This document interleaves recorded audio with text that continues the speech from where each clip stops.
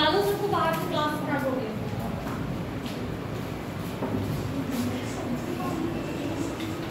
क्या क्या पढ़ाया था मैंने उस दिन जनरल ऑर्गेनिक केमिस्ट्री में? मैंने तुम्हें स्टार्ट करी थी जनरल ऑर्गेनिक केमिस्ट्री में। क्या क्या पढ़ा था उस दिन?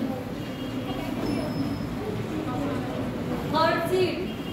सीधे बैठ जाओ, क्लास शुरू हो चुकी है। इस पे भी कॉपी लेके आए तुम लोग अपनी केमिस्ट्री की? नहीं।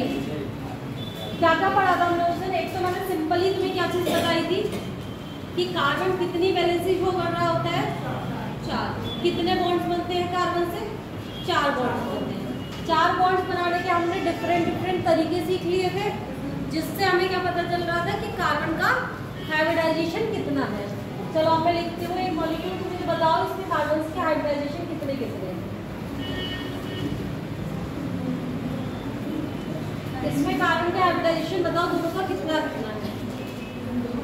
हाँ, कार्बन ए का भी और कार्बन बी का भी, ए एंड बी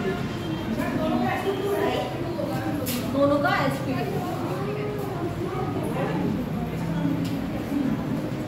अगर मैं लिखती हूँ CH3 CH2 CH double bond CH3, सही है?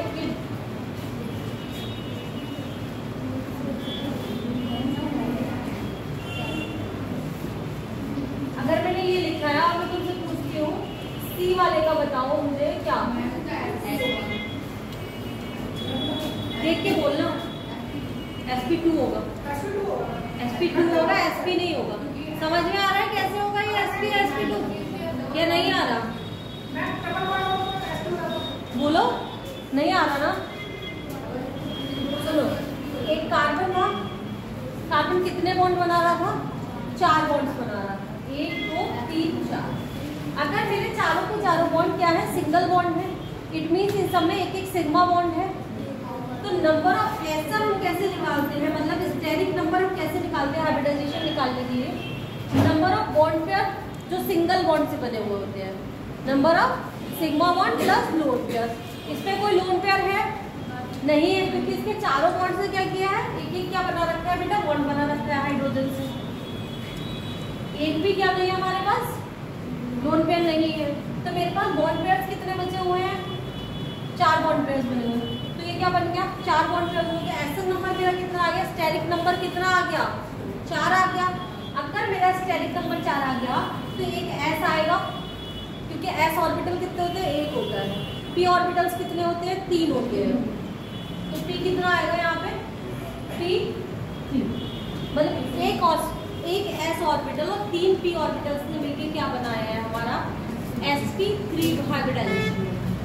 तो इसका हाइब्रिडाइजेशन कैसा आया? sp3 आया। अगर मैं यहीं पे जो मैंने तुमसे अभी पूछा, सही यही तो पूछा मैंने, ये वाली चीज यही है ना? इसको ऐसे भी लिख सकते हैं। यहाँ पे जैसे हमने हाइड्रोजन लगा दिया, ये हो गया। यही तो पूछा है ना? एक कार्बन पे 2 हाइड्रोजन, एक कार्बन पे 2 हाइड्रोजन। सेम यहाँ पे ये क्या है? C2H4। अगर मैं इसे कौन से वाले स्ट्रक्चर, अगर मैं C2H4 लिख रही हूँ, इस वाले स्ट्रक्चर को क्या, इसको कैसा रिप्रेजेंटेशन बोल रहे थे? मैंने 3 टाइप की रिप्रेजेंटेशंस भी सिखाए थे ना तुम्हें। एक ओपन चेन रिप्रेजेंटेशन सिखाया था। हाँ,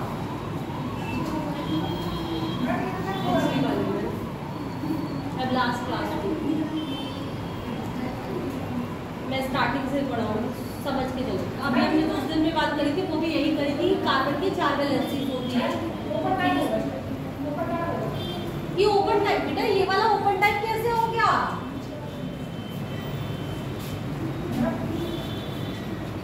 खोलो कॉपी।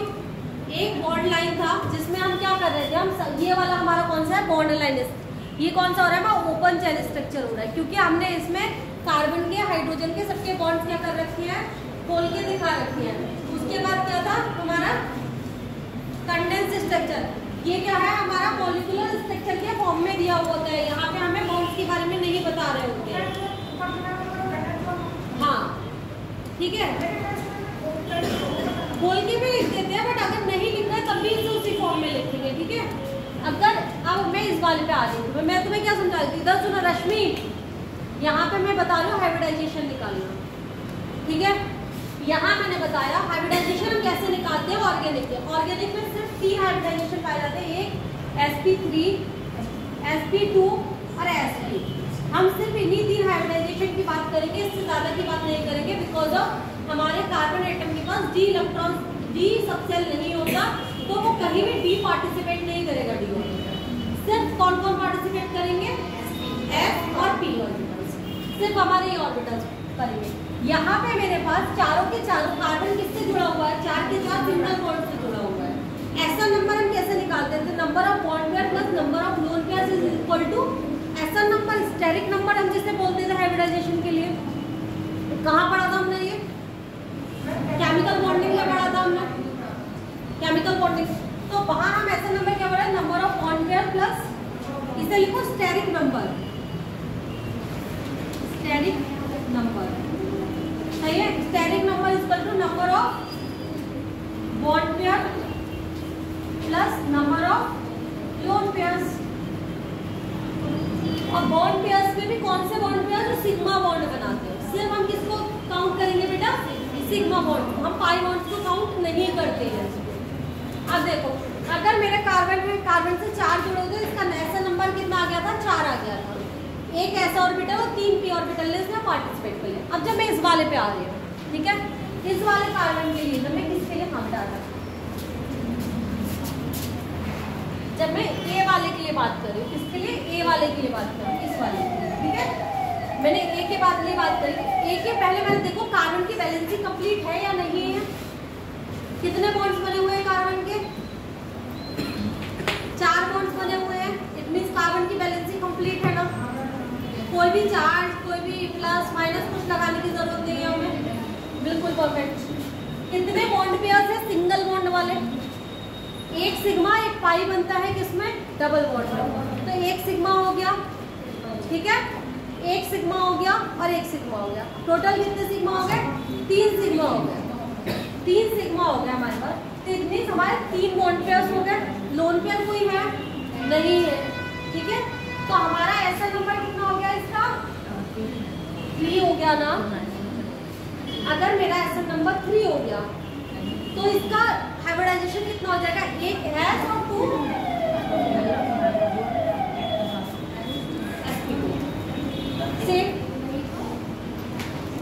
सेम गोज टू उस साइड, ठीक है। तुम्हारी समस्या याद है, पेपर भी लाए हैं, पेपर में 2 क्वेश्चन, एक क्वेश्चन का आंसर भी नहीं दिया था, वो तो मैंने गलत हटवा ही दिया था, नहीं मैम, वो जो क्वेश्चन आपने कटा ना, क्वेश्चन है, मैंने किया है उसे कहीं पीवाई को, मैं उसका आंसर क्वेश्चन है, बट उस ऑप्शंस में उसके ऑप्शंस गलत है। क्वेश्चन को पीवाई क्यों कही है, हाँ, बट उसके ऑप्शंस गलत दिए हुए हैं। हाँ, जो ऑप्शन तो कह रही हैं आप, जिसमें लिखा था k=1 ऐसे वाला, हाँ, ये सब सही है, वो ऑप्शन, वो लास्ट वाला आंसर होगा। बेटा क्वेश्चन के हिसाब से उसके ऑप्शंस 2 आ जा रहे हैं ना, वो ऑप्शन गड़बड़ है, वो नीचे वाले क्वेश्चन के ऑप्शंस थे। मैंने मेरा दिया हुआ था, तुम जो अटेम्प्ट कर रहे थे, मैं भी जो उसे बार-बार कर रही थी, तो मैं देख रही थी इसको ऑप्शन का आंसर इसमें दिख रहा है, ऑप्शन का आंसर इसमें दिख रहा है, बट दिक्कत पता है कहाँ थी, ये है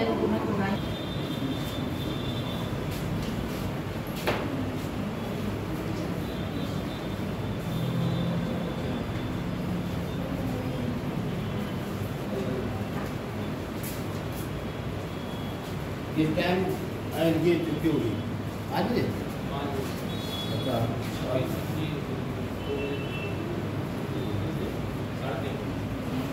केमिस्ट्री वाली क्लास कुछ बाहर के भी बच्चे होंगे इस क्लास में, बाहर के बच्चे हैं, बीसलपुर, बेसंडा या और कहीं पूरनपुर, कौन है, पूरनपुर से कौन है, हाँ हाथ उठाओ, कोई है नहीं, पूरनपुर से आप कैसे जाते हो, ट्रेन मिल जाती है, अच्छा, और ये बीसलपुर के कोई है, तो आप कैसे आते हो, ट्रेन मिल जाती है आप लोगों को, अरे बहुत बढ़िया बढ़िया, बहुत सही। भाई यही मालूम कर रहे हैं आप किस तरह आते हो जाते हो, तो ट्रेन किस टाइम मिलती है, 6:30 आपके साथ 8 बजे बहुत लोग घर। नहीं 7 अच्छा चलो बहुत बढ़िया। मेले घूम रहे हो हैं क्लास को लगे। नंबर कितने आते हैं टेस्ट में? नंबर कितने आते हैं तुम लोग? 350+ आ रहा है इस बार। नहीं है क्या लग रहा है कि बहुत बढ़िया है? क्लास को सीरियसली लेना ही नहीं है। क्या नाम है तुम्हारा? इस बार दिए नहीं थे।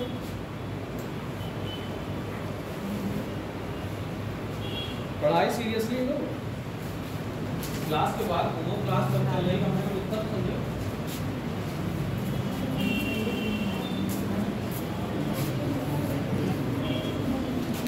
ये सही करो कॉपी में। इन्हें भी बता दो पढ़ो। कहाँ गए थे तुम? तो कितनी देर से खड़े हुए थे? वो देखना ही था तो थोड़ी देर पहले चले थे। बता देते हम सबको ले चलते। बहुत सारे प्रोजेक्टर वगैरह जानकारी। हाँ ठीक है चलो। ये लिखो एक कॉपी में गड़बड़ हो गया था, इसको सही कर लेना। एक लाइन शायद तुमने लिखी है। कॉपी लेके आए हो अपनी केमिस्ट्री वाली पेयर?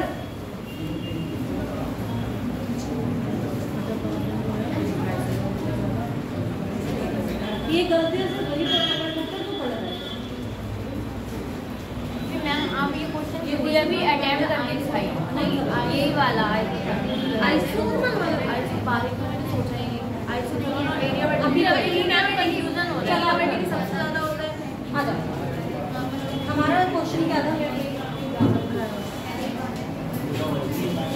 कौन सा नंबर का क्वेश्चन है बताइए? 59। हाँ देखो क्वेश्चन क्या था हमारे पास। W1 W2 and W। Ma'am आप शॉर्ट में ही लिख लीजिए, पूरा क्वेश्चन मत लिखिए। सही ये दिए हुए थे हमें। ये आइसोथर्मल दिया हुआ था। ये मुझे दिया हुआ था एडियाबैटिक और ये दिया हुआ था बेटा आइसोबारिक। सही। ये क्या था मेरा? पहले तो ये बताओ ये क्वेश्चन अटेम्प्ट किस में किया था कि इसमें ये पूछा गया था तुमसे W कौन सा पढ़ोगा? Isothermal greater than iso adiabatic.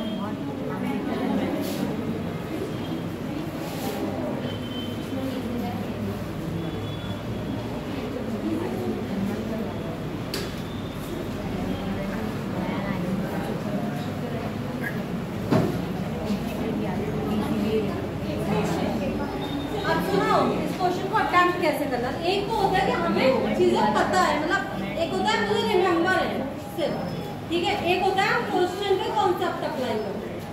इस क्वेश्चन का कॉन्सेप्ट था वो वाला ग्राफ। कौन सा ग्राफ जो हमने बनाया था? पीवी कर्व बनाया था चारों के चारों प्रोसेस का। देखो अगर तुमसे वैसे ही धीरे धीरे आपस में बात करोगे तो सीरियसली मैं क्लास छोड़ के चली जाऊंगी, तुम लोग जाओ या नहीं जाओ।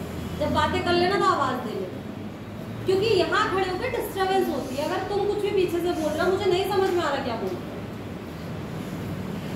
और एक बार फ्लो टूटता है, ये सब जो छोटी छोटी मिस्टेक्स होती है ना, ये माइंड का जब फ्लो टूटता है तभी होती है कि आप कुछ बोलना चाह रहे हो, बोल के कुछ जा रहे हो। तो इसलिए देखो, और गड़बड़ होगा मेरा कुछ नहीं आ रहा, मैं पढ़ा के चली गई, ठीक है।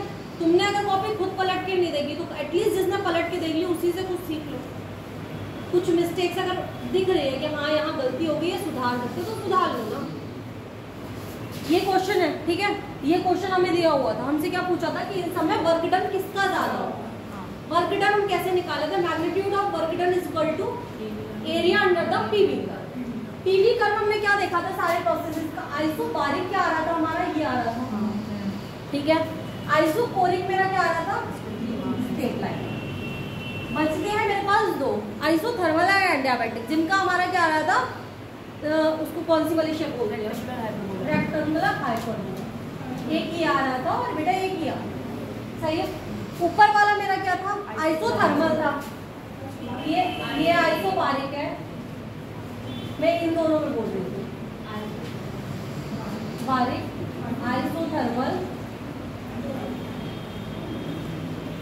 ये एडियाबैटिक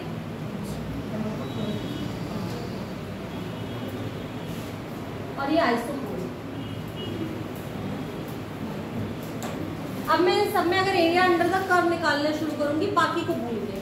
अगर मैं सिर्फ आइसोबारिक के लिए निकालूंगी तो इसका पूरा रेक्टेंगुलर आ जाएगा, सबसे ज्यादा एरिया आ रहा है ना, तो सबसे ज्यादा बर्डन किसका हो गया? आइसोबारिक। आइसोबारिक, ठीक है, सिंपल। उसके बाद इन दोनों में अगर निकालूंगी तो इसके अंडर में ज्यादा आएगा बेटा एरिया, आइसोथर्मल में ज्यादा आएगा ना। हाँ, तो वो सिर्फ फेस में भी एक्सप्रेस हो। इसके बाद मेरा क्या आ जाएगा बेटा? Iso thermo. अब मैं बात करूं एडियाबेटिक की, तो उसका क्या आएगा? यहाँ पे आएगा, इसके बाद आएगा। अगर मुझसे अब आइसोकोरिक भी सेम पूछ ले इसमें, तो आइसोकोरिक मैम नहीं, अगर आइसोकोरिक भी पूछ ले, ठीक है, अगर आइसोकोरिक पूछना, आइसोकोरिक प्रोसेस कौन सा था? जिसमें वॉल्यूम चेंज नहीं हो रहा, जिसमें वॉल्यूम कांस्टेंट है, मतलब डेल भी मेरा 0 है। अगर मेरा डेल भी 0 आ गया, इट मीन्स वर्क 0 आ जाएगा, और वर्क 0 आ जाएगा तो इन सब में 0 तो कहीं से भी नहीं आ रहा। इट मीन्स मेरा जो आइसोकोरिक का वर्क आएगा वो सबसे कम है। अब आ गया समझ को? यस मैम, आराम से। और इसमें माइनस साइन इसमें भी नहीं होगा, क्योंकि माइनस साइन सिर्फ और सिर्फ हमें क्या दिखा रहा है कि सिस्टम वर्क कर रहा है या फिर हमारा सराउंडिंग वर्क कर रहा है। इसीलिए नेगेटिव साइन इसको यहाँ पे क्या नहीं कर रहे होते, ठीक है। ये वाला क्वेश्चन अब हो गया। और बाकी प्लीज शाम वाली क्लास दिया करो, पेपर में पूरा सॉल्व करा दूंगी शाम वाली क्लास, क्योंकि यहाँ पे तो गिनी हुई क्लासेस हैं, यहाँ पे तो हम हर चीज खड़े होकर नहीं पूरा टाइम पेपर को ही दे पाएंगे।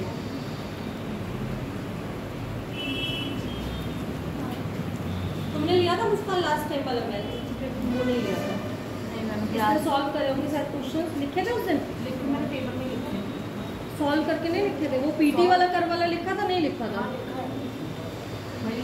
ऑप्शन ही तो लिखे है ना। हाँ, ये ऊपर लिखा है ना। एक क्वेश्चन ये भी देख लो,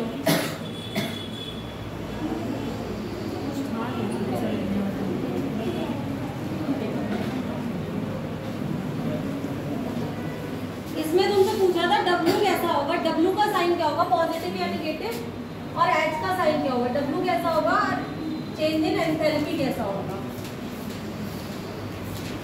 इसमें ऑप्शंस तुम्हें क्या क्या दिए हुए थे?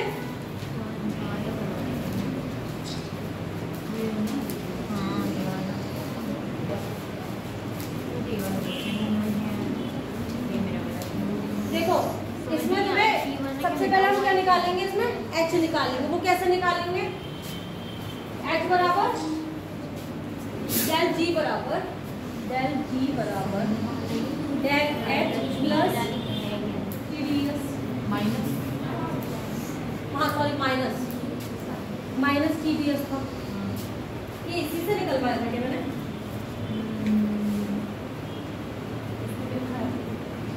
देखो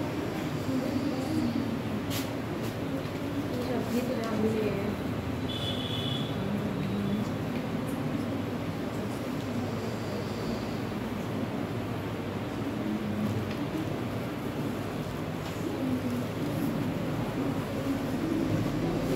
क्योंकि मुझे लग रहा है ये हमने निकाला होगा डेल H बराबर डेल U प्लस NGRT से निकाला था क्या? क्वेश्चन तो बोलो पूरा क्या है, मैं क्वेश्चन शायद पढ़ा नहीं है।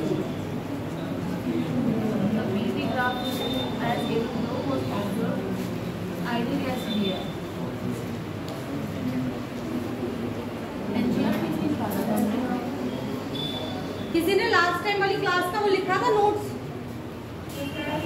हाँ, जो शाम को ली थी ऑनलाइन वाली।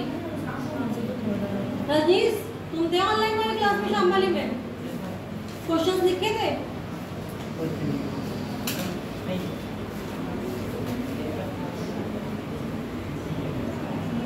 इसमें मुझे कुछ ध्यान है, हमने ऐसे करके सॉल्व किया था कि इन दोनों के बीच में देखो ये क्या आ रहा है बेटा, इक्वल आ रहा है। चलो मैं ये क्वेश्चन कल बताऊंगी। पीवी ग्राफ से और पीटी ग्राफ से दोनों को पीवी और पीटी ग्राफ से करो ना कंपेयर, क्योंकि T directly proportional to B आ रहा था। हाँ T directly proportional to B आ रहा था, तब हमने किया था। चलो ये क्वेश्चन बाद में कल बताती हूँ मैं। अभी हम लोग अपना उस पे आते हैं, क्या हम सब्जेक्ट कर रहे थे उसकी भी क्लासेस को करनी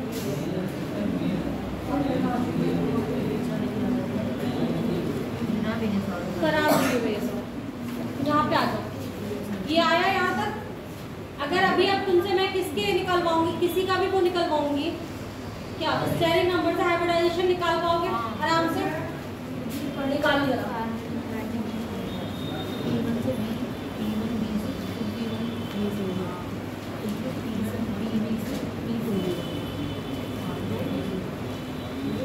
ए सी डी के बताओ मुझे हाइब्रिडाइजेशन।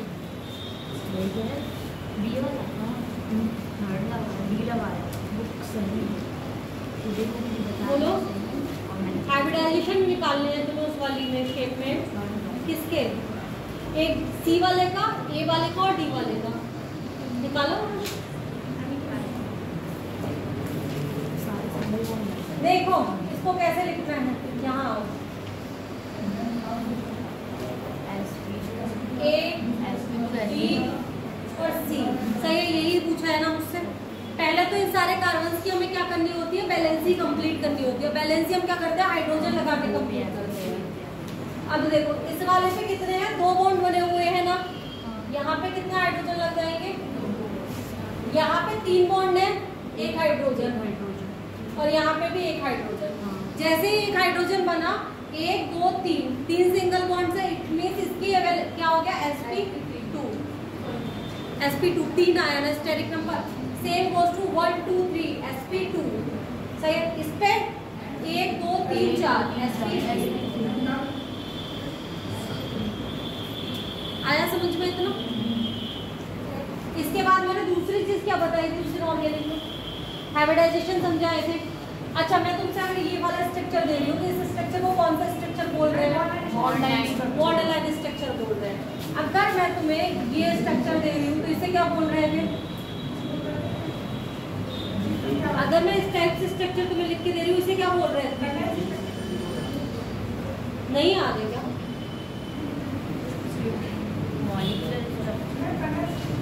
शांति रखो, पहले दिन से पढ़ा रही हूँ, अब सब लोग काम खोल के बैठो, सही है। एक तरीके से मैं एक पूरा रिवीजन करा रही हूँ। कॉपी देना मुझे, कितना उसे पढ़ा दो। शांति से बैठो, कोई मत बताओ मुझे क्या पढ़ा है तुमने, क्या नहीं पढ़ा है। हम शुरू से स्टार्ट कर रहे हैं, ठीक है। हम क्या पढ़ रहे थे, ऑर्गेनिक केमिस्ट्री पढ़ रहे थे। ऑर्गेनिक केमिस्ट्री में ऑर्गेनिक मॉलिक्यूल्स कैसे मॉलिक्यूल्स होते हैं, कोवेलेंट बॉन्ड बनाते हैं। सिर्फ और सिर्फ कैसी बॉन्डिंग करेंगे, कोवेलेंट बॉन्डिंग करेंगे, उनमें आयनिक बॉन्डिंग नहीं होगी, सही है। पहले सबसे पहले बर्जीलियस ने क्या बोला कि वाइटल फोर्स काम कर रहे होते हैं किसके बीच में, ऑर्गेनिक मॉलिक्यूल्स के बीच में। Man made first organic compound कौन सा था, अमोनिया था। सुन रहे हो क्या था, ऑर्गेनिक कंपाउंड हमारा पहला कौन सा था, अमोनिया था। अमोनिया का फॉर्मूला क्या होता है, NH2CO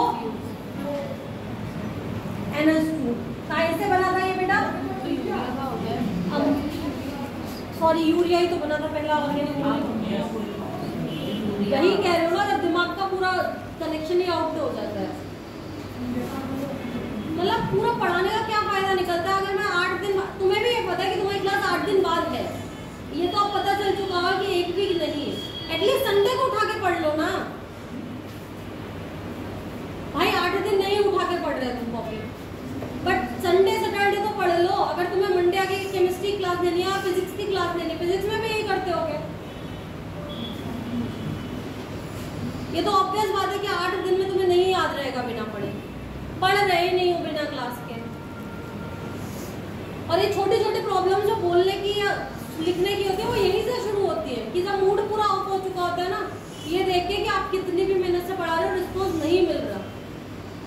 और तुम एक चीज सोचो, जितने भी लोग तुम यहाँ बैठे हो, जिसमें भी जिसको भी ऑर्गेनिक डिफिकल्ट लगती हो, इसीलिए लगती हो क्योंकि जनरल पढ़ नहीं रहे हो। डायरेक्ट रिएक्शन थोड़ी ना आ जाएगी अगर जनरल ही नहीं पढ़ोगे तो। अगर तुम्हें यही नहीं पता होगा कि कौन सा हाइब्रिडाइजेशन कौन सा है, कैसा स्ट्रक्चर बनना है, कहाँ से न्यूक्लियोफाइल इलेक्ट्रोफाइल समझ में आएगी, कहाँ से इलेक्ट्रोफिलिसिटी या न्यूक्लियोफिलिसिटी समझ में आएगी? नहीं आएगी अगर हमें यही नहीं पता होगा कि हमारे मॉलिक्यूल के पास इलेक्ट्रॉन्स है नहीं है, कैसी बॉन्डिंग कर रहा है, ये सब चीजें नहीं पता होंगी या कौन सा इफेक्ट लग रहा है, तो तुम सोच लो सिर्फ रट के जा सकते हो, नथिंग एल्स। बॉन्ड याद करके चले आना, लगा के छाप के आ जाए। और ये नीट वाले पेपर को छपने के लिए आता नहीं है, वहां तुम्हें सॉल्व करने हैं, क्योंकि तुम्हें रीजंस देने हैं, वहां तुमसे कॉपी थोड़े ना लिखवाई जा रही है, कुछ भी लिख के आ जाओगे।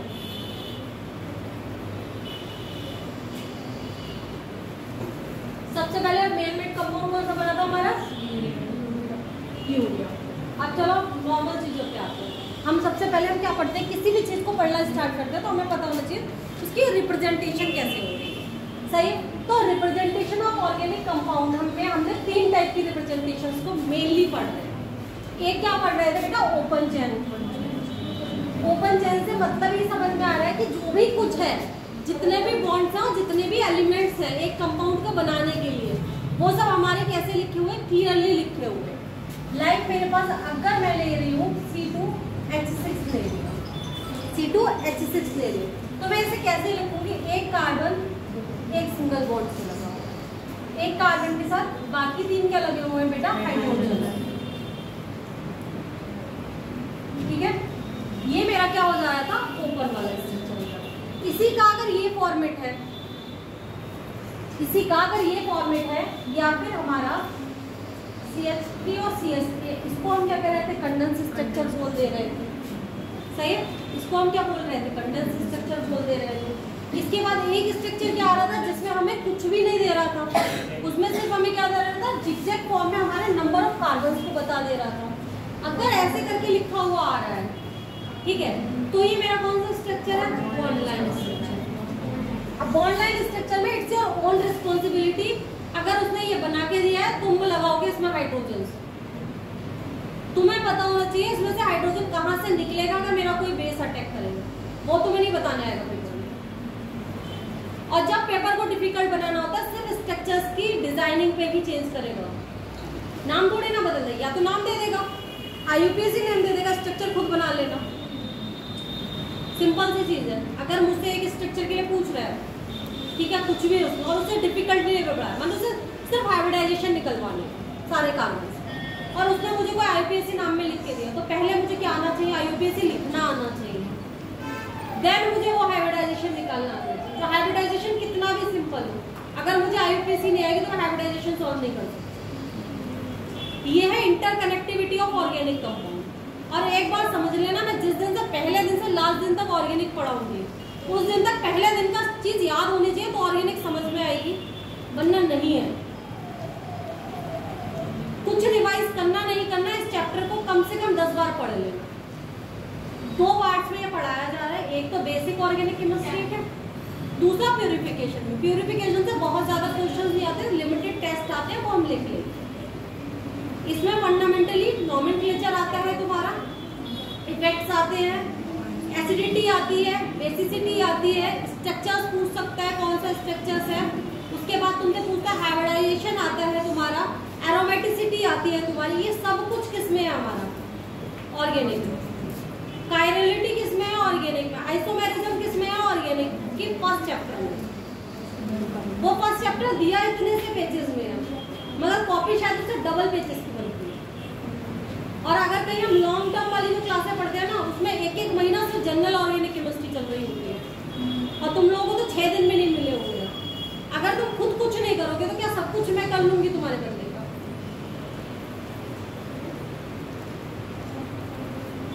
भाई ऑर्गेनिक की क्लासें मिस मत करना। जो भी समस्याएं हैं, अगर नहीं भी कर पा रहे हो तो प्लीज किसी की कॉपी लेके लिखो, क्योंकि मैं हर दिन इन सब चीजों को रिवाइज करके तुम्हें नहीं पढ़ाता।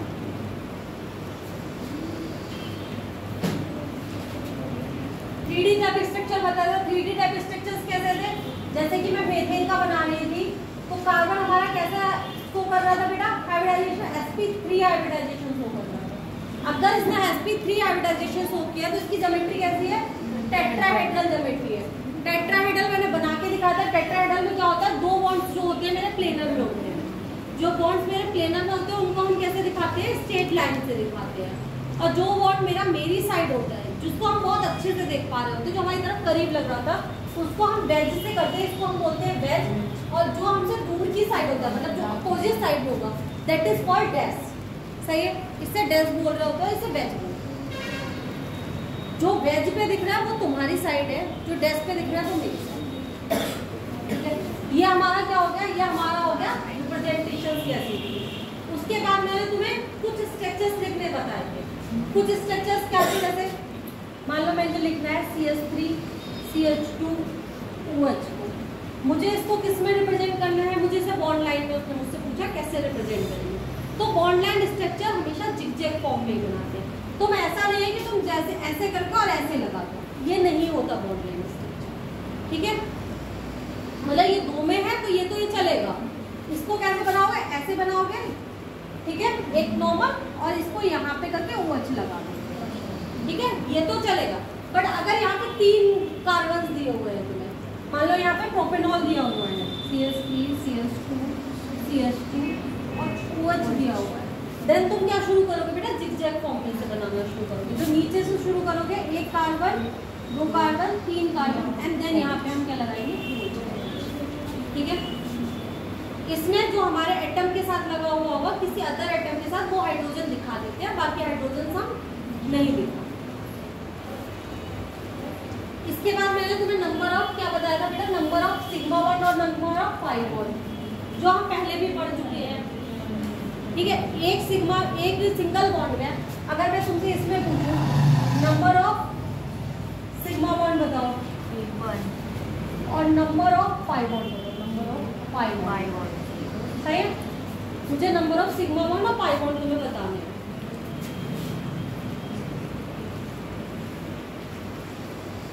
सही है, अब इसमें बताओ, सिर्फ सिग्मा होता है हमारा, क्योंकि इसमें सिर्फ ऐसे ऑर्बिटल होती है और ऐसे ऑर्बिटल की वैसी वाली ओवरलैपिंग नहीं रहती, लेटरल वाली, तो वो क्या बनाती है, हमारा सिर्फ सिग्मा बनाती है। इसमें एक सिग्मा एक पाई, एक सिग्मा एक पाई, इसमें एक सिग्मा। अगर मैं यहाँ पे ट्रिपल बॉन्ड ले रही हूँ, देन एक सिग्मा 2 पाई। ऐसे ही मैंने तुम्हें बता दिया एसएन नंबर, अगर मेरा एसएन नंबर क्या होगा, एसएन नंबर मेरा 4 होगा, तो मेरा हाइब्रिडाइजेशन sp3 होगा। अगर मेरा एसएन नंबर 3 होगा तो मेरा हाइब्रिडाइजेशन sp2 होगा, और मेरा एसएन नंबर अगर कितना होगा, 2 होगा, तो मेरा sp। सही है, अगर मैं इलेक्ट्रोनेगेटिविटी पूछूंगी तुमसे, इलेक्ट्रोनेगेटिविटी पूछती हूँ किसमें,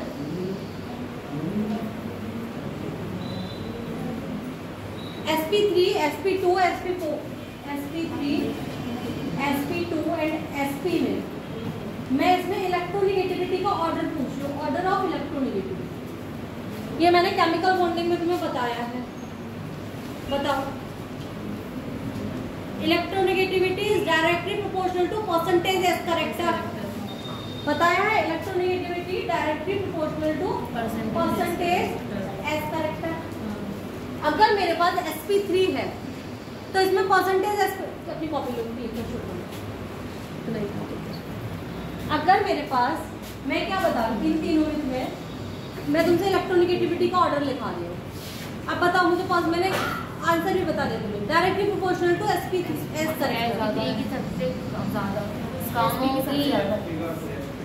मोस्ट sp बिकॉज ऑफ इसमें परसेंटेज एस करेक्टर कितना है, 50% है परसेंटेज एस करेक्टर, क्योंकि आधा क्या है बेटा, p है, आधा क्या है मेरे पास एस करेक्टर है।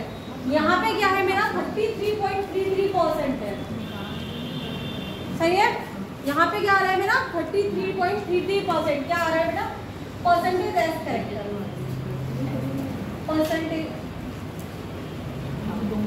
परसेंटेज एस करेक्टर की बात कर रही हूँ। और अगर मैं इसमें निकालूंगी तो मेरा कितना आएगा, 25%। अगर मेरा 25% आ रहा है, सही है, ये क्या आया मेरा 25% सिर्फ, तो ये मेरा क्या आ गया, इलेक्ट्रोनेगेटिविटी का ऑर्डर आ गया। क्या समस्या है?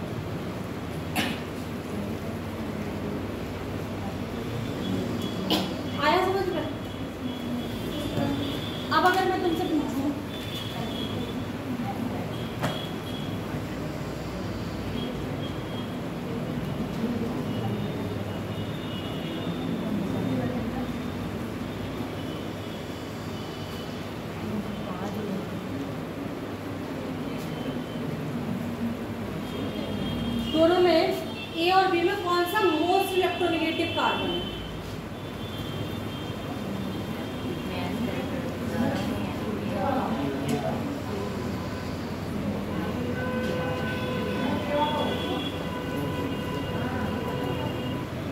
हाइब्रिडाइजेशन निकालो ना, ये वाला ए का हाइब्रिडाइजेशन कितना आएगा, इसका ये क्या हो जाएगा हमारा मोलर। आया समझ में?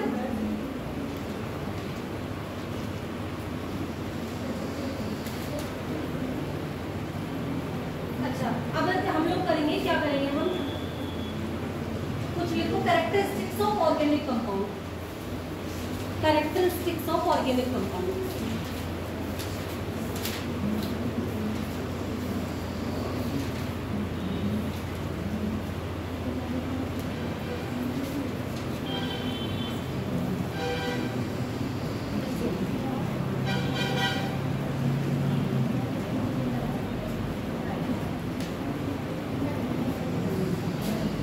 देखो, they are covalent compound of carbon and hydrogen, covalent compound of carbon and generally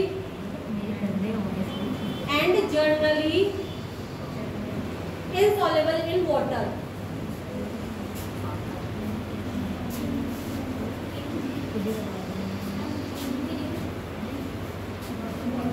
And generally insoluble in water.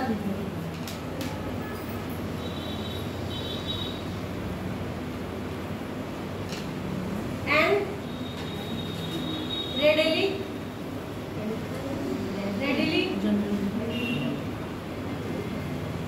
soluble in organic solvent such as benzene, toluene, ether, benzene, toluene,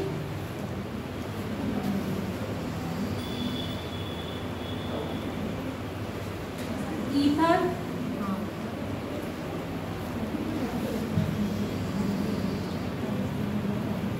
chloroform, etc. हमें अगर organic reactions करानी है तो हमारा solvent क्या होगा, generally water के अलावा कुछ भी हो, क्योंकि अगर हमारा ऑर्गेनिक कंपाउंड इनसॉल्युबल होगा बेटा तो रिएक्शन कहाँ से होगी, ऑर्गेनिक रिएक्शंस ऑलवेज सॉल्वेंट में होती है, वो सरफेस पे नहीं होती है। इनऑर्गेनिक रिएक्शंस को हम वाटर के साथ सॉल्युबल करा के उन्हें आयंस में तोड़ते हैं, because most of inorganic compound are ionic compound, तो हम उसको आयन में तोड़ लेते हैं, वो भी पोलर कंपाउंड होता है, हमारा वाटर भी पोलर स्पीशीज है। तो हमारा एक कॉन्सेप्ट है ना लाइक वही, तो इसीलिए जब हम ऑर्गेनिक की बात करते हैं हम ऑर्गेनिक सॉल्वेंट्स लेते हैं, क्योंकि हमारा ऑर्गेनिक कंपाउंड कैसे होते हैं, नेचर कोवेलेंट होते हैं, कोवेलेंट होते हैं तो वो आयनिक कंपाउंड से ज़्यादा रिएक्शंस नहीं कर रहे होते हैं। अब इसके बाद नेक्स्ट देखो, organic compounds are characterized या differentiate by functional groups are differentiate by या characterized by या differentiate by कुछ भी लिख सकते हो, by फंक्शनल ग्रुप्स, मतलब जब हम कैटेगरी के वाइज पढ़ते हैं ऑर्गेनिक कंपाउंड को तो हम किसके हिसाब से पढ़ेंगे, हमारे सारे चैप्टर्स फंक्शनल ग्रुप के हिसाब से। अगर मैं ईथर की प्रॉपर्टीज पढ़ूंगी तो सारे ईथर की प्रॉपर्टी पढ़ूंगी, अगर मैं अल्कोहल की प्रॉपर्टी पढ़ूंगी तो वो सारे अल्कोहल की प्रॉपर्टी होगी, और जनरली सारे एक सेम फंक्शनल ग्रुप वाले की जो सीरीज कितनी भी बड़ी वो सेम केमिकल रिएक्शंस देते हैं, सिर्फ किस में चेंज आता है, उनकी फिजिकल एंटिटी में चेंज आता है, उनकी केमिकल एंटिटीज में कोई भी चेंज नहीं आता। हाँ क्या बोले जो मैंने बोला है सॉल्यूशन वाली वाली ये थी, देखो अगर मेरे पास पोलर सॉल्वेंट है, ठीक है, पोलर सॉल्वेंट आयनिक, पोलर सॉल्वेंट का मतलब क्या है, जिसमें पोलैरिटी है मतलब आयंस है। अगर मेरे पास एक कोवेलेंट कंपाउंड है जो टूटेगा ही नहीं, तो वो सॉल्युबल कैसे हो जाएगा एक नॉन पोलर सॉल्वेंट में, जब अगर मेरे पास नॉन पोलर है। पोलर के लिए पोलर सॉल्वेंट चाहिए और नॉन पोलर के लिए नॉन पोलर, जस्ट बस इतना है, ठीक है।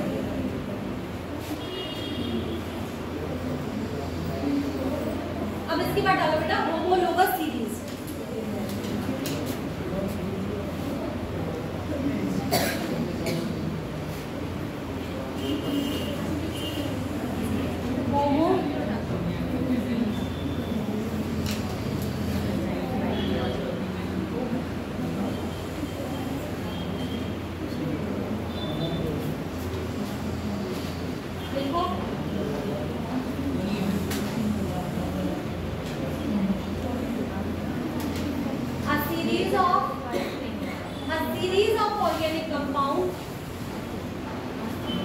Series of organic compounds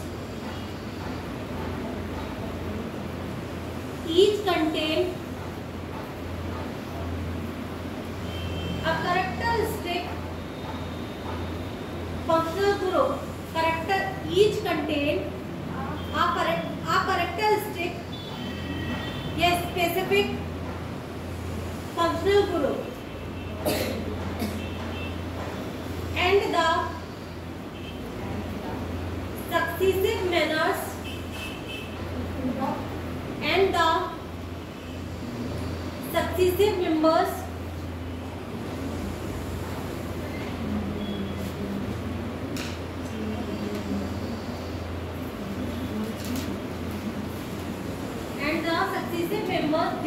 differ from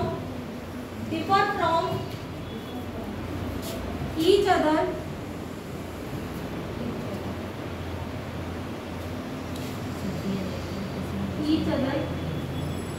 by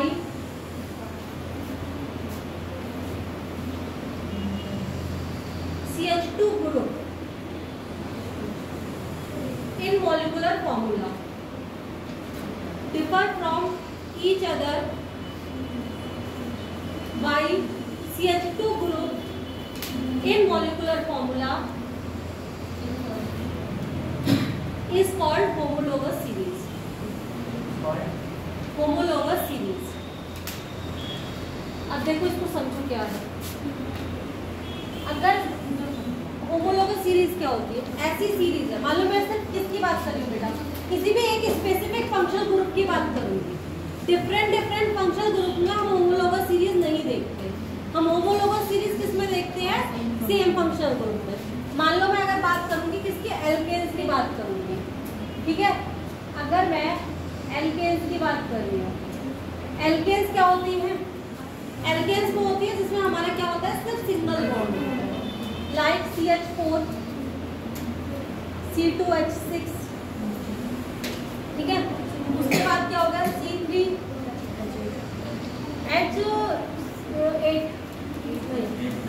ही होगा ना, हाँ। अब देखो अगर मैं इसे लिखूंगी तो कैसे लिखूंगी, सिंपल। इसको लिख रही हूँ तो कैसे लिख रही हूँ, CH3, इसको लिख रही हूँ तो CH3, CH2, CH3। अगर मैं इन दोनों में कंपैरिजन करूँ, तो हमें कितना ज्यादा दिख रहा है, इसमें इतना और इसमें इतना, हमें क्या ज्यादा दिखा है इसमें सिर्फ और सिर्फ एक CH2 एड ऑन हुआ ना, सिर्फ एक CH2 एड ऑन हुआ। सेम गोज टू इसमें जाए, इसमें मेरे पास कितने थे, एक कार्बन था और 4 हाइड्रोजन थे। यहाँ पे मेरे पास 2 कार्बन हो गए और 6 मेरे पास हाइड्रोजन हो गए। मतलब टोटल का चेंज कितने का आया, एक किसका आया बेटा, एक कार्बन का आया और 2 मेरे हाइड्रोजन का आया। इट मीन CH2 हो गई, तो ये दोनों भी होमोलोगस हो गए, ठीक है। अब मैं यहाँ पे अगर ब्यूटेन लिख दूंगी, अगर मैं यहाँ पे CH3, CH2, CH2, CH3 पूछूंगी, ठीक है, तो ये दोनों भी होमोलोगस हो जाएंगे। बट अगर मैं इसके रेस्पेक्ट में इसको पूछूंगी तो ये होमोलोगस हो जाएंगे। अंडरस्टूड?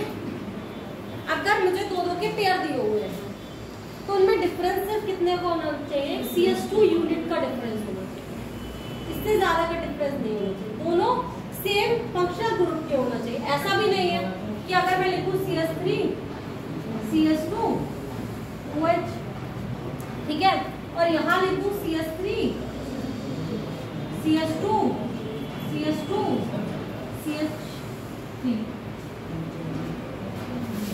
या फिर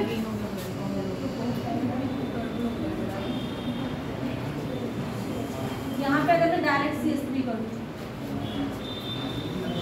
ये दोनों होमोलोगस नहीं है, जबकि डिफरेंस कितने का आ रहा है? एक ही का आ रहा है, एक कार्बन का ही आ रहा है, हाइड्रोजन ज्यादा का आ रहा है, CH3 का आ रहा है डिफरेंस, ठीक है। मगर अगर मैं इस वाले हाइड्रोजन को भी काउंट कर लूँ तो CH2 का ही डिफरेंस आ रहा है, ठीक है। बट ये दोनों होमोलोगस क्यों नहीं है? क्योंकि सेम फंक्शनल ग्रुप के हैं। हम किसकी बात कर रहे हैं? एक फंक्शनल ग्रुप की बात कर रहे हैं। अगर मेरे पास यहाँ पे क्या दिया हुआ है, इसे क्या बोलेंगे हम? इथेनॉल दिया हुआ, प्रोपेनॉल दे दें, इस तरीके से अगर देंगे तो वो हमारी क्या हो जाएगी? होमोलोगस। ऐसे एसिड्स में अगर बनाएंगे तो सेम एसिड्स की हमारी हो जाएगी, वो हमारी क्या हो जाएगी? होमोलोगस। बट अगर फंक्शनल ग्रुप डिफरेंस हुआ या फिर दोनों में CH2 से ज्यादा का डिफरेंस हो गया तो वो होमोलोगस नहीं है। तुम्हें सीरीज का पूछता है, तुमसे पूछता है चार दो ऑप्शंस देता है, ठीक है। मान लो A B C में उसने दो कंपाउंड्स लिख रखे, ठीक है, उसमें तुम्हें पूछेगा कि इसमें से कौन से वाले होमोलोगस है, तो उसमें तुम्हें ध्यान देखना है कि सबके क्या होना चाहिए। सबसे पहले फंक्शनल ग्रुप चेक कर लो, जो फंक्शनल ग्रुप डिफरेंस है उन्हें तो हटा दो कि different functional group are not homologous. उसके बाद हम किस पे आ जाएंगे कि हम सीरीज देखेंगे कि दोनों में डिफरेंस कितना। तो हमारे पास ऑप्शन दो ही बचेगा या एक ही बचेगा, जैसे हम फंक्शनल ग्रुप डिफरेंशिएट कर रहे हैं। और ये क्वेश्चन आता है ऐसे वाले ना, मैंने अभी तक हाइब्रिडाइजेशन करा, भले मान लो पिछले 2 साल में नहीं आया हो, बट ऐसा नहीं है हाइब्रिडाइजेशन का क्वेश्चन आया नहीं है कभी, समझे? ऐसे ही होमोलोगस सीरीज का सेम, ऐसा नहीं है कि नहीं आया, क्योंकि एमएस चौहान जो ऑर्गेनिक की सबसे सही बुक हम प्रैक्टिस करते हैं नीट के लिए, उसमें सबसे ज्यादा क्वेश्चन अगर दिए हुए हैं तो हर टॉपिक से उसने बराबर क्वेश्चन दिए। अब इसके बाद डालो double bond equivalent, double bond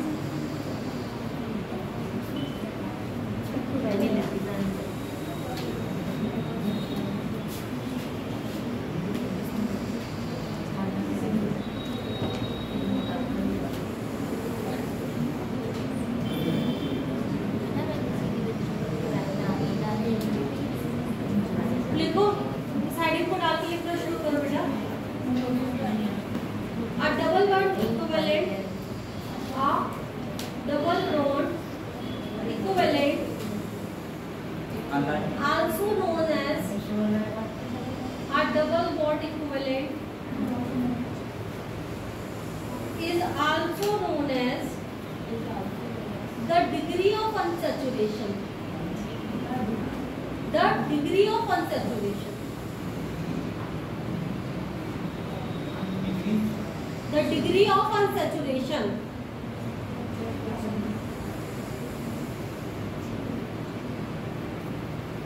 It explains the number of rings and pi bond. Number of rings and pi bonds in a molecule. In a molecule.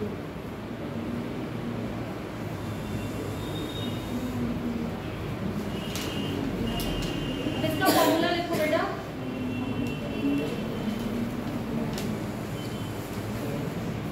इसे लिखो DBE बराबर carbon +1 minus H2 minus X2 plus NY2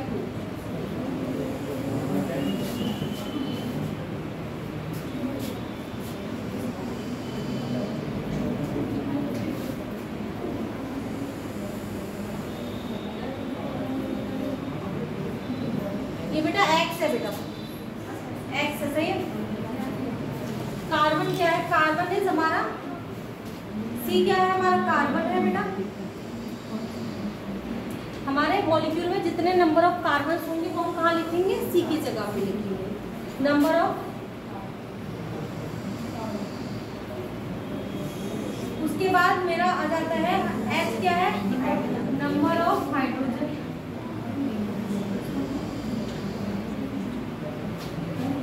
X है number of hydrogen.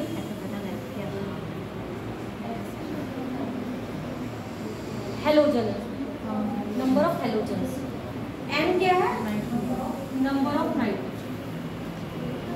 और अगर ये present नहीं है किसी में, मान लो हेलोजन प्रेजेंट नहीं है, तो हेलोजन वाला टर्म गायब कर देते हैं या जीरो लिख देते हैं, व्हाटएवर यू वांट टू से। ठीक है, अगर तुम जीरो लिख दोगे तो ये जीरो हो जाएगा तुरंत ही। अगर मेरे पे नाइट्रोजन प्रेजेंट नहीं है तो नाइट्रोजन को हटा देते हैं।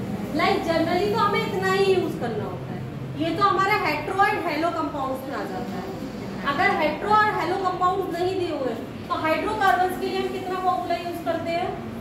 सिर्फ इतना फॉर्मूला यूज करते हैं। हाइड्रोकार्बन्स के लिए हम कितना फॉर्मूला यूज करते हैं? इतना फॉर्मूला।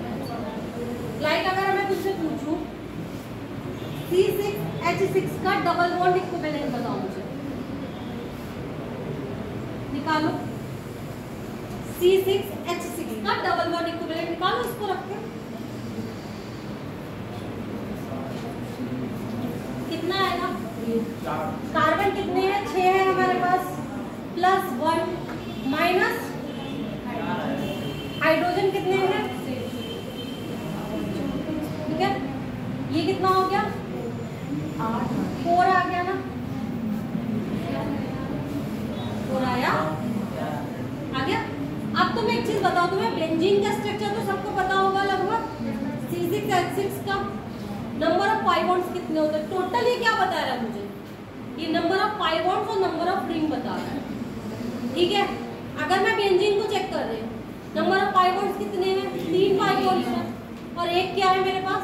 रिंग। इससे हमें पता चल रही है कि हमारा जो C6H6 का स्ट्रक्चर है वो कैसा स्ट्रक्चर है? रिंग साइज, रिंग वाला स्ट्रक्चर। कैसा है? रिंग वाला। मतलब मैं पहले एक रिंग बनाऊंगी, ठीक है, और उसके बाद मैं क्या लिखूंगी? 3 पाई बॉन्ड्स।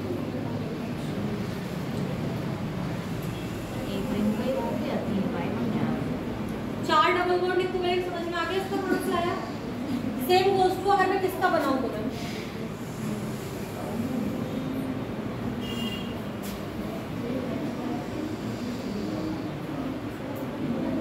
अच्छा इसका डबल बॉन्ड इक्विवेलेंट निकालो, कितना है? ये क्या हो गया? C7H6 यहाँ पे 3 और हो गया हमारे। निकालो, देखो क्या वो उसको सेटिस्फाई कर रहा है?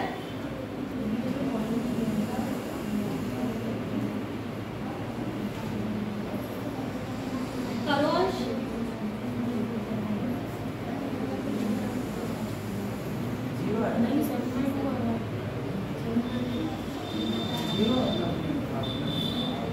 सब ऐसे ऐसे आंसर्स देते हैं। 1 सेकंड, बाय 2 भाई साहब चुप रहो। 7 ठीक है, प्लस 1 माइनस 9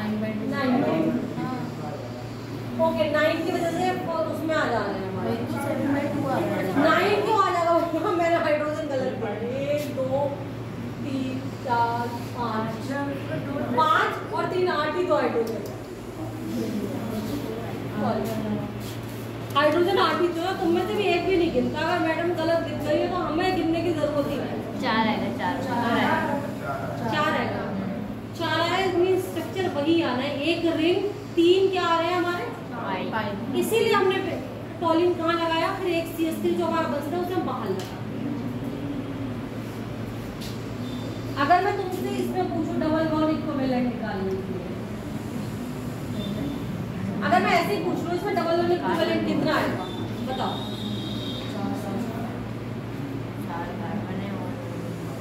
भाई देखना क्यों है? 2 पाई बॉन्ड और एक रिंग है। हाँ तो यही तो कॉमन सेंस है पेपर में। उसमें तुम फॉर्मूला लिख के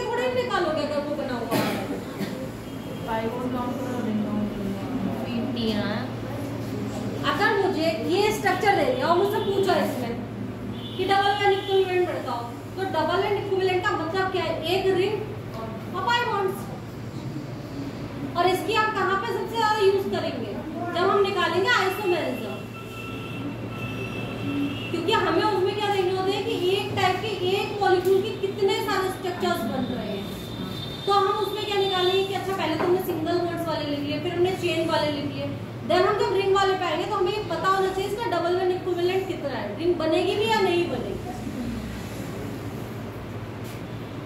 ये लिखना आइसोमेरिज्म भी आएगा, इसी चैप्टर में आएगा, समव्यवता, अगर हिंदी में पढ़ी हो तो।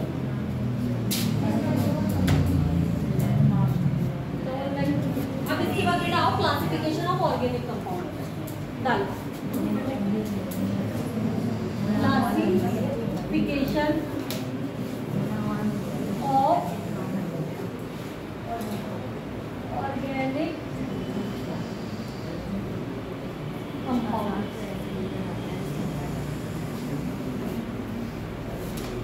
देखो अगर मैं सबसे पहले क्लासिफिकेशन करूंगी किसी भी चीज का, तो सबसे पहले मैं उसकी वेशभूषा के आधार पर कर लूंगी। अगर मैं दो इंसानों को देख रही हूँ तो सबसे पहले मैं उसके फीचर्स के आधार पर ही तो करूंगी कि मुझे बिहेवियर तो पता नहीं है। तो सबसे पहले हमने इसे किस टाइप से, दो टाइप से पढ़ा। एक कैसा, एक हमारा हो जाता है असाइक्लिक, जो हमारे क्या होते हैं चेन वाले,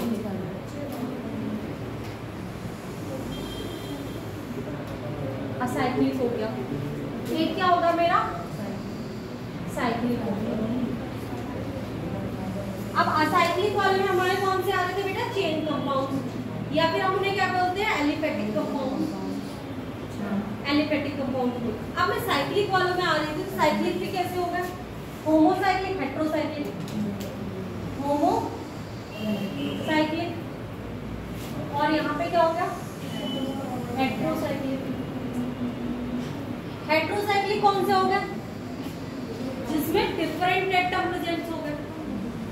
क्या हो गया हमारे डिफरेंट एटम्स, मतलब हेट्रो एटम्स प्रेजेंट आ गए, वो हमारे क्या से आ गए हेट्रोसाइक्लिक। और जितने हमारे होमोसाइक्लिक कौन से रहे, जिसमें कार्बन और हाइड्रोजन भी प्रेजेंट है। अगर मेरे कार्बन और हाइड्रोजन के अलावा कुछ भी आ गया साइक्लिक कंपाउंड में, दैट इज कॉल्ड हेट्रोसाइक्लिक। और मेरी अगर पूरी साइकिल जो दिखाई गई मुझे, वो मुझसे किससे बनी हुई है, सिर्फ कार्बन और हाइड्रोजन से, देन होमोसाइक्लिक।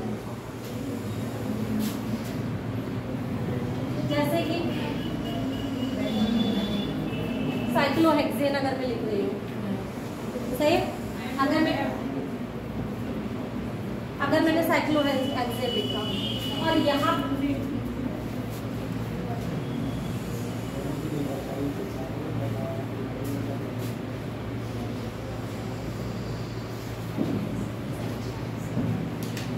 कौन सी ऐसी जरूरी बात हो गई,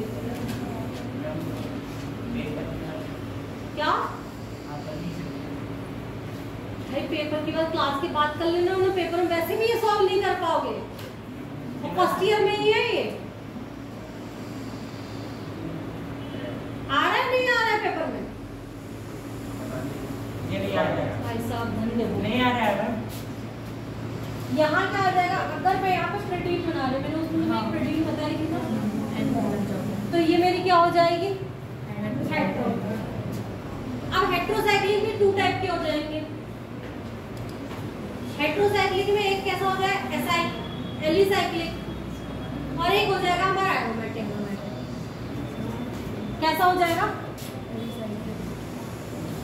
एसाइक्लिक। और एक सेकंड रुको, मैं भैया को बुला के लेके आती हूँ, इसका पूरा चार्ट ही डलवाती हूँ। हम क्या पढ़ रहे थे बेटा, क्लासिफिकेशन ऑफ ऑर्गेनिक कंपाउंड में पढ़ रहे थे, ठीक है। अब क्लासिफाई, अब तो दिख रहा है ना सबको, अब हम क्लासिफिकेशन भी क्या देख रहे थे, टू टाइप्स के देख रहे थे। सबसे पहले कौन कौन से देखे हमने, एलिसाइक्लिक या ओपन चेन, जिसमें क्या थी, कोई भी साइकिल प्रेजेंट नहीं थी। साइकिल प्रेजेंट होने से मतलब क्या है हमारा, कि कोई भी रिंग स्ट्रक्चर नहीं था। दूसरा हमारे कौन से आ जाते हैं बेटा, साइक्लिक कंपाउंड्स आ जाते हैं। साइक्लिक कंपाउंड्स कौन कौन से थे हमारे, होमोसाइक्लिक, हेट्रोसाइक्लिक। होमोसाइक्लिक में क्या था, ऐसी साइकिल जिसमें हमारे सिर्फ और कार्बन और हाइड्रोजन प्रेजेंट होते हैं। दूसरी हेट्रोसाइक्लिक हमारी क्या हो जाती है, हेट्रोसाइक्लिक ऐसी हो जाती है जिसमें कि डिफरेंट हेट्रो एटम अटैच हो जाता है, वो हमारा क्या आ जाता है बेटा, हेट्रोसाइक्लिक कंपाउंड्स में आ जाते हैं। अब हेट्रोसाइक्लिक कंपाउंड्स को भी हमने 2 टाइप से डिवाइड किया है, हमारे होमोसाइक्लिक को भी 2 टाइप से डिवाइड किया है। एक कौन सा डिवाइड किया है, एक ऐसे कंपाउंड जो एरोमेटिक नहीं होते हैं, एलिसाइक्लिक होते हैं, सही है, जिसमें एरोमेटिसिटी प्रेजेंट नहीं होती। दूसरे जिनमें एरोमेटिसिटी प्रेजेंट होती है वो हमारे क्या कहलाते हैं, एरोमेटिक कंपाउंड कहलाते हैं। जिनमें एरोमेटिसिटी प्रेजेंट नहीं है हेट्रो में, वो हमारे क्या कहेंगे, एलिसाइक्लिक हेट्रो कंपाउंड, और जिनमें एरोमेटिसिटी प्रेजेंट है वो हमारे क्या कहलाएंगे, एलिसाइक्लिक एरोमेटिक कंपाउंड। मतलब एरोमेटिक कंपाउंड हमारे हेट्रो इसमें भी होंगे, होमो में भी होंगे, और हमारे किस में होंगे, हेट्रो में भी होंगे। एरोमेटिक कंपाउंड्स को भी हम किस में डिवाइड कर रहे थे, 2 टाइप्स में डिवाइड करके ले जा रहे थे, क्योंकि हमें पता है जो हमने सबसे पहले एरोमेटिसिटी की खोज करनी शुरू करी थी वो हमने किससे शुरू करी थी, बेंजीन से शुरू करी थी। तो आज तक हम जिसको भी कंपेयर करते हैं बेंजीन की एरोमेटिसिटी से ही कंपेयर करते हैं, तो उसको क्या हो जाता है, हमारे बेंजोइड जिसमें बेंजीन लाइक स्ट्रक्चर होता है वो हमारे कौन से कहलाते हैं, बेंजोइड, और जो हमारे नहीं होते वो हमारे कौन से कहलाते हैं, नॉन बेंजोइड। लाइक अगर मैं तुमसे नैप्थलीन की बात करूं, सही, नैप्थलीन में क्या हो जाती है, 2 बेंजीन रिंग्स मिल जाती हैं आपस में। नैप्थलीन का स्ट्रक्चर से कुछ वाक्य हो या बिल्कुल भी नहीं हो, 11th वाले बच्चे तो नहीं होगा। अच्छा चलो छोटी छोटी चीजें, अभी तुम्हारे पास फिनोल है, बेंजीन ये होती है, तो ये हमारा किस में आ गया, बेंजोइड में आ गया। अगर मैं यहीं पे एक और फंक्शनल ग्रुप लगा दूं, एमीन लगा दूं, तो ये भी किस में आ जाएगा, मेरा बेंजोइड स्ट्रक्चर में आ जाएगा। अगर मैं इसमें एमीन लगा दूं तो क्या ये बेंजोइड स्ट्रक्चर में आएगा, नहीं आएगा, ये किस में आएगा, मेरा नॉन बेंजोइड। सही है, इतना समझ में आया। मगर ये दोनों कैसे हैं, एरोमेटिक है। एरोमेटिसिटी क्या होती है ये भी हम इसी चैप्टर में पढ़ेंगे, बट अभी थोड़ी देर के बाद। तो जल्दी से ये वाला जो है ये अपने कॉपी पे कॉपी कर लो या फोन से खींचो, whatever you want you can do, खींचो।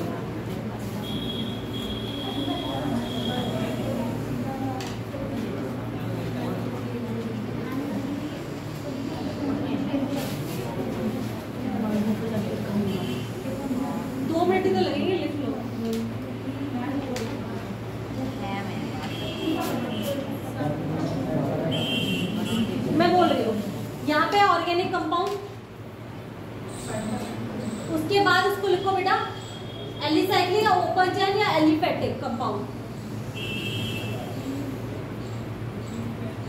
जितने भी तुम्हारे ख्याल से कौन से आ जाएंगे, single bond, double bond, triple bond, सिर्फ चेन स्ट्रक्चर है वो सब किस में आ जाएंगे, हमारे इसमें आ जाएंगे। और साइक्लिक वाला कैसा हो जाएगा, मेरा साइक्लोहेक्सेन हो गया, साइक्लोब्यूटेन हो गया, ये सब हमारे किस में आ जाएंगे, साइक्लिक वाले में आ जाएंगे।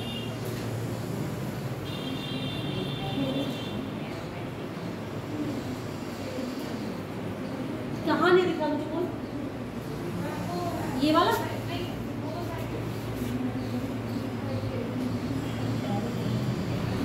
अब देखा,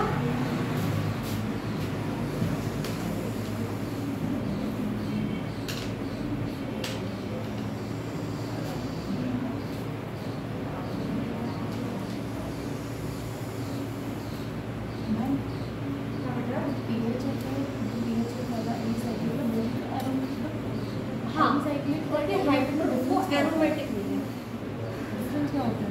वो वाले एरोमेटिक होते हैं, ये एरोमेटिक नहीं है। अभी एरोमेटिसिटी जैसे पढ़ेंगे ना, एरोमेटिक कंपाउंड्स वो होते हैं जो 4n+2 रूल को फॉलो, पाई इलेक्ट्रॉन को फॉलो कर रहे होते हैं। अगर मैं इसमें काउंट करूंगी एक नहीं, सब रिंग वाले भी तो नहीं हो सकते। लाइक अगर अलग होता है 4n+2 पाई इलेक्ट्रॉन्स होने चाहिए, प्लेनर होना चाहिए, दो चीजें मोस्ट कंपल्सरी एरोमेटिक, ठीक है। जैसे कि मैं इसको देख रही हूँ, ठीक है, अगर ये एरोमेटिक क्यों नहीं है और ये एरोमेटिक क्यों है, इसको देखते हैं। अगर मैं इस पे देखूँ, पहली बात तो इसमें पाई इलेक्ट्रॉन कितने होंगे, कोई भी नहीं है, ठीक है। अब मैं बात करूँ ये कैसा स्ट्रक्चर, यहाँ पे कौन सा कार्बन है, sp3 कार्बन है, sp3 कार्बन कैसी रिप्रेजेंटेशन शो कर रहा था हमारा, टेट्राहेड्रल। टेट्राहेड्रल में 2 बॉन्ड्स ऊपर नीचे होंगे ना हाइड्रोजन वाले, तो ये प्लेनर नहीं हुआ,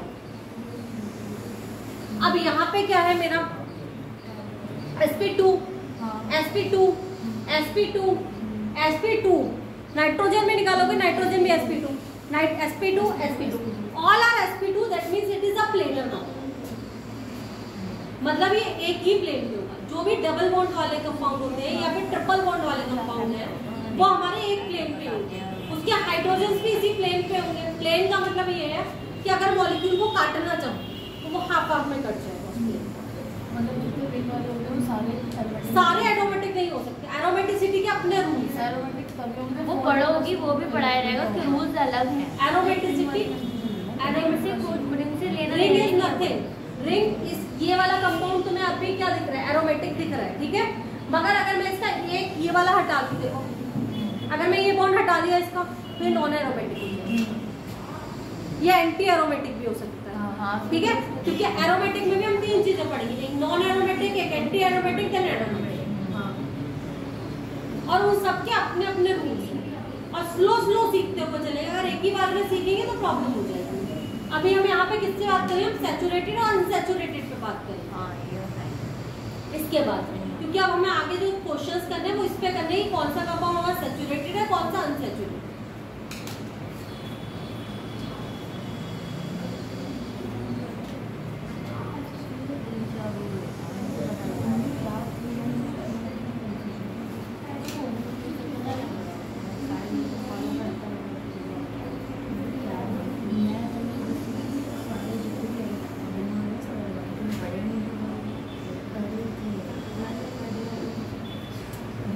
ये लिख लिया, हाँ। इसके बाद हेडिंग डालो बेटा, saturated and unsaturated carbon atoms या कंपाउंड्स।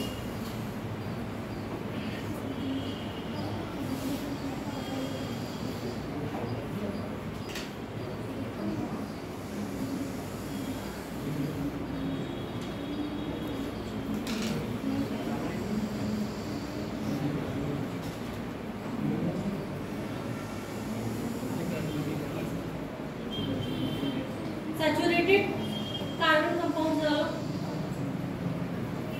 और इसमें लिखो contains only and only single bond. भाई इसका फोटो खींच लो अगर ज्यादा देर लग रही है। सैचुरेटेड डाल लिया ना, सैचुरेटेड कार्बन कंपाउंड इसमें डालो contains only single bond between carbon atoms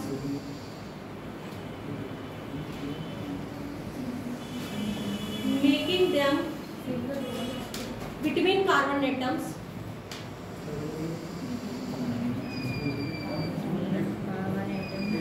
saturated carbon atom डाल कंपाउंड डाल लिया।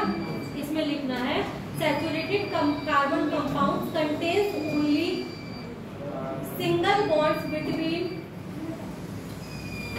Carbon atoms making them less reactive between carbon atoms, making them less reactive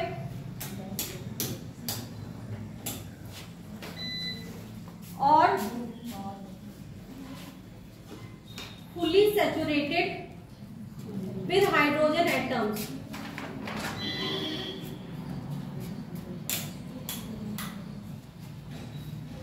fully saturated with hydrogen atoms। अब इसके बाद डालो unsaturated compounds।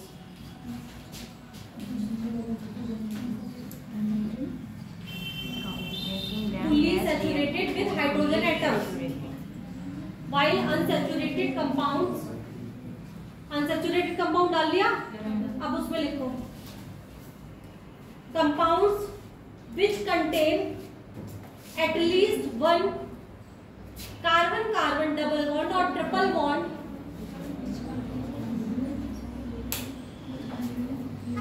which contain at least one carbon carbon double और triple bond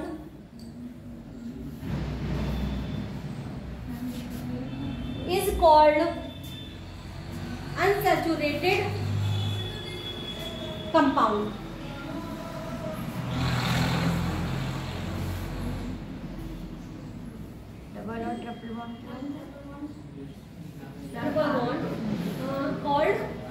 unsaturated compound में, और ये क्या है, ये इट इज मोर रिएक्टिव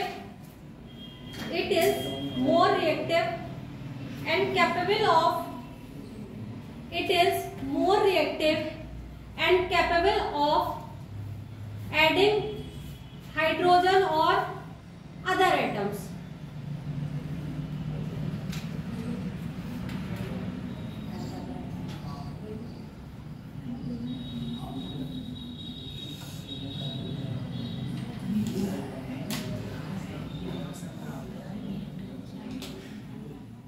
अब जैसे कि मैं आ रही हूँ से मैंने तुम्हें ये वाला कंपाउंड पूछा, इट इज सैचुरेटेड और अनसैचुरेटेड, सिर्फ इतना बताओ। अनसैचुरेटेड है ना, अनसैचुरेटेड क्यों है? डबल और ट्रिपल बॉन्ड में से कुछ ना कुछ प्रेजेंट है हमारे पास, तो ये हमारा क्या हो गया, अनसैचुरेटेड। अगर अब मैं तुमसे पूछूं इट इज साइक्लिक और असाइक्लिक?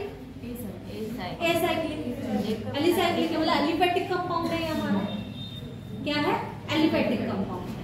तो अब मैं इसे पूरा नाम इसको क्या बोलूंगी, open chain unsaturated acyclic aliphatic compound. अगर तुम मुझसे पूछा जाएगा ये कैसा कंपाउंड है, तो मैं इसे फुली कैसे डिस्क्राइब कर पाऊंगी? मैं उसे ये भी बताऊंगी इट इज अनसैचुरेटेड, मैं उसे ये भी बताऊंगी इट इज ओपन चेन, मैं उसे ये भी बताऊंगी क्या है, सेकेंडरी में इसमें आ जाती हूँ इट इज सैचुरेटेड, बिकॉज इसमें क्या है, कार्बन कार्बन के बीच में कोई भी डबल बॉन्ड प्रेजेंट है, सबके सब क्या प्रेजेंट है हमारे, सिंगल बॉन्ड प्रेजेंट है। तो ये हमारा क्या हो गया, कैसा, open chain saturated alicyclic compound, acyclic compound. ठीक है, अगर मैं अब इसकी बात करती हूँ, उसकी बात नहीं, ओपन चेन से मतलब हो गया, ओपन चेन का मतलब जो यहाँ पे ये वाला ओपन चेन, उसकी बात नहीं, चेन ओपन है ना, क्लोज चेन कहते हैं हम साइक्लिक कंपाउंड।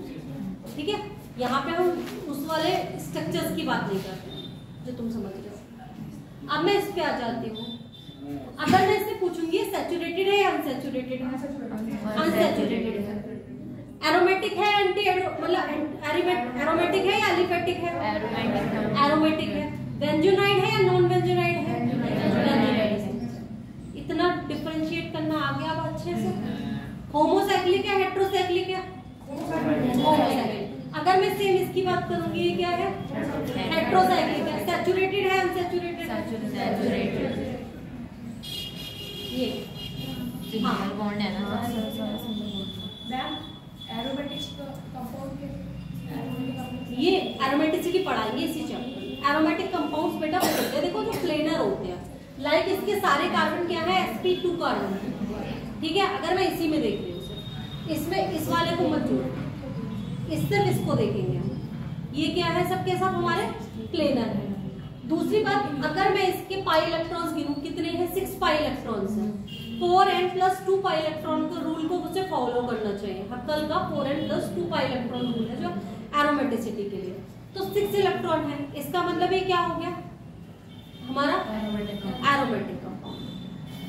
क्योंकि अगर मैं 4 के साथ 1 लिखूंगी, 4n की जगह पे 1 लगाऊंगी, तो 4+2 कितना आ जाएगा, 6 इलेक्ट्रॉन। तो इट मींस इसमें 6 इलेक्ट्रॉन है, इट मींस ये एरोमेटिक है। तो इस टाइप के क्वेश्चंस आते हैं हमारे पास। अब यहाँ पे हम किसकी बात करेंगे बेटा, हमें आगे बात करनी है, हमें इससे पहले बात, क्योंकि हम बात करेंगे अब IUPAC नेम की कल की क्लास में। ठीक है, हम किस पे आएंगे, IUPAC नोमेनक्लेचर पे। तो IUPAC नोमेनक्लेचर से पहले सबसे ज्यादा इंपॉर्टेंट चीज क्या है कि तुम लोगों को ये समझ में आना चाहिए कि हमारा फंक्शनल ग्रुप कौन सा फंक्शनल ग्रुप है, या हम किसको कैसे डिनोट कर रहे हैं। पहले तो उनके जनरल नाम पता होना चाहिए, तब उनके कौन से नाम पता लगा पाएंगे, सफिक्स और प्रीफिक्स वाले नाम पता लगा पाएंगे कि हम उन्हें सफिक्स में कैसे यूज कर रहे हैं या फिर प्रीफिक्स में कैसे यूज कर रहे हैं। अगर मैं बात करूं एल्कीन के जनरल फॉर्मूले की, तो एल्कीन का जनरल फॉर्मूला हमारा क्या होता है, CnH2 है। मैं ये PDF तुम लोगों के लिए डाल दूंगी, ठीक है, क्लास का। एल्काइन क्या होता है, CH, ये तुम्हें याद कर ले, ठीक है। जितने भी इसमें लिखो कि मतलब अल्कोहल क्या होगा, हमारा OH ग्रुप है, उसको क्या बोल रहे हैं, अल्कोहल को हम क्या बोल रहे हैं, OH ग्रुप बोल रहे हैं। ROR ग्रुप हमारा अगर आ रहा है, O के साथ हमारे 2 एल्काइल ग्रुप जुड़े हुए हैं, तो हमारा क्या हो रहा है, ईथर हो रहा है। अगर COH है तो हमारा एल्डिहाइड हो रहा है। उसके बाद अगर मेरा कीटोन है तो RCOR है, देन हमारा कीटोन हो रहा है। ठीक है, उसके बाद मैं कार्बोक्सिलिक एसिड की बात कर रही हूँ तो C डबल बॉन्ड OH अगर हो रहा है तो मेरा क्या हो रहा है, कार्बोक्सिलिक एसिड हो रहा है। उसके बाद मैंने एस्टर की बात कर ली तो एस्टर में क्या होता है, यहाँ से एक H हट के यहाँ पे क्या लग जाता है, R लग जाता है, डेट इज कॉल्ड हमारा एस्टर। और कल ये ग्रुप की सीरीज मुझे याद होनी चाहिए, क्योंकि अगर मैं आयुर्वेद लिखाऊंगी, आयुर्वेद में सिर्फ हम आयुर्वेद से एक सीख रहे हैं लिखना, वो तो एक अलग चीज है, सही है। आजकल एक कॉमन नेम भी तुमसे पूछता है, ठीक है। तुम्हारी पूरी एनसीईआरटी में जितने भी चैप्टर्स तुम पढ़ोगे, लाइक हमने सबसे पहले हाइड्रोकार्बन शुरू करा था, तो सारे के सारे चैप्टर्स के नीचे उनके कॉमन नेम्स भी लिखे हुए। अब आयुर्वेद से ज्यादा उसका ट्रेंड चल रहा है कि वो तुमसे पूछ सकता है इसका कॉमन नेम, जैसे तुमसे पूछ सकता है ज़ाइलीन लिखा हुआ है उसमें, कैरेसोल लिखा, पायरोल तो इट इज अ नेम, उसे तुम और इनऑर्गेनिक उसके टाइप में ले लो, आयुर्वेदिक या जनरल के टाइप में ले लो। बट तुम्हें हाइड्रोकार्बन में बहुत सारे नाम दिए हुए हैं, ऐसे अभी मुझे सही से ध्यान नहीं, क्रेसोल करके है शायद, क्रिसोल करके है, उसके पैरा और तो सारे तुमसे पूछे गए हैं, सही है। उसके बाद तो हाँ वो भी दिए हुए हैं। तो उन सब के नाम्स क्या हैं जो हम लोग कोशिश करिए मैं जितने भी चैप्टर्स करूं, अगर मैं लिखा पाऊं बहुत अच्छा, नहीं लिखा पाओ तो एनसीईआरटी में खोल के उन नाम्स को अपने कॉपी पे एक जगह पे लिखोगे। और हाइड्रोकार्बन्स में ही नहीं, तुम्हारे कई ऐसे एसिड्स आ जाएंगे जिनको हम जनरली नहीं पढ़ेंगे बट उनके नाम्स हैं दिए हुए किसमें, तुम्हारी सीरीज के दौरान। और इतनी बात ध्यान रखना बेटा, जितनी भी, ये तो एनसीईआरटी नहीं बट एनसीईआरटी में जितनी भी वो टेबल टाइप की कलर्ड चीजें दी हुई हैं, कोई सा सब्जेक्ट हो उन्हें तो रट के जाना तुम नीट के व्हाटएवर। मैं ना फिजिक्स ना बायो ना केमिस्ट्री कह रही हूँ, बट जो वो पिंक गुलाबी नीली पीली करके अलग से दे रखी है उन्होंने पेपर से, जो लगता है ये तो कुछ काम की नहीं है, हम सिर्फ थ्योरी पढ़ के उन्हें छोड़ रहे होते हैं, उन टेबल्स को मत छोड़ के जाओ। वो टेबल सबसे इम्पोर्टेंट चीज ये समझ में आता है जब 12वां पास कर चुके होते हैं, वहाँ शायद मुझे तो एमएससी के बाद समझ में आया कि भाई अच्छा ये छोटी छोटी चीजें इसमें लिखी हुई है। अगर एनसीईआरटी नहीं भी लिया ना वो भी मेरे हिसाब से तो यूपी बोर्ड में भी एनसीईआरटी चल रही है, तो भले हिंदी वाली चल रही है, तो टेबल तो सब में वही है, तो सब लोग वो चीज लिख लो। और दूसरी बात, ये सारे के सारे इतने नाम है, 15 ये हैं और ये हाँ 30 ये, ठीक है। मैं इतना नहीं कह रही 30 के 30 याद हो, बट कॉमनली तुम्हें ये पता होना चाहिए एसिड का क्या है हमारा। एसिड का अगर मैं तुमसे पूछूं COOH है, अगर मैं तुमसे एस्टर पूछूं तो तुम्हें पता होना चाहिए एस्टर क्या है, ईथर क्या है, अल्कोहल क्या है, एल्डिहाइड क्या है। मुरली पता है तुम्हें, ये नहीं पता ये सब अभी एट प्रेजेंट केमिस्ट्री में तुम्हें ये पता है। अगर मैं तुमसे पूछ रही हूँ सल्फोनिक एसिड के लिए क्या रिप्रेजेंट करेंगे, नहीं पता। कार्बोक्सिलिक के लिए नहीं पता, एस्टर के लिए वीरपाल तुम पता है। मैं तुम लोगों का टेस्ट नहीं ले रही, मैं जनरली पूछ रही हूँ, बस मैं तुम्हारी नॉलेज को टेस्ट करना चाह रही हूँ कि मुझे किस स्तर से पढ़ाना है, क्योंकि मुझे ये बात समझ में आ रही है ये लोग 11th क्लास के हैं, इनको तो नहीं आता, ठीक है। पहली बारी हम भी 12th के बाद पहली बारी 10th के बाद नाम सुने, तुम लोग भी ऐसी कर रहे हो या जो लोग भी ऐसी कर रहे हैं उनको तो ये चीजें पता होंगी ना। ये तुमसे अगर फंक्शनल ग्रुप डिफरेंशिएशन में तुम्हें यहाँ के नाम छुपा दो तो मुझे बता दोगे ये सब कौन से हैं। तो बस इतनी ही रखना कि इससे नीचे नहीं आना चाहिए, एटलीस्ट जो लोग 12th पास आउट है। फर्स्ट ईयर वालों को मैं सिखा लूंगी ये ले जाके, ये टेबल है, आज मैं अभी डाल दूंगी जाते हुए PDF, ये टेबल तुम याद कर लेना, ठीक है। क्योंकि कल हम जब आयुर्वेद नेम लिखेंगे तो हमें इनके दूसरे नाम भी याद करने पड़ेंगे, जिनको हम क्या कहते हैं सफिक्स और प्रीफिक्स के फॉर्म में, कि सफिक्स में हम कार्बोक्सिलिक एसिड को क्या लगाएंगे, या अल्कोहल है तो उससे क्या लगाएंगे, और वो प्रीफिक्स में दिए हुए हैं तो उन्हें हम क्या लगाएंगे, ठीक है। तो कल का हमारा क्लास होगा आयुर्वेद का। आज की क्लास में तुम्हारा जितना हो पाया उतना करो, और आगे प्लीज ये सब चीजें पढ़